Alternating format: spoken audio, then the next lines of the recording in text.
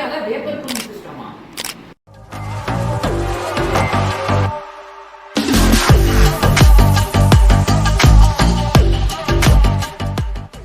This video I particularly wanted one box because gaming is something I've always prioritized, and this phone is amazing in gaming is what I hear, and the features are just amazing.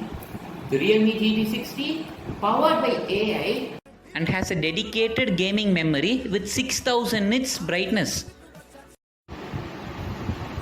தம்பி ஐஃபோனுன்னு சொன்னதான், அதுக்குன்னு இவ்வளோலாம் இல்லை. Snapdragon 7 Plus Gen 3 chipset மட்டும் பார்த்தா iceberg vapour cooling system first time இந்தியாவில்.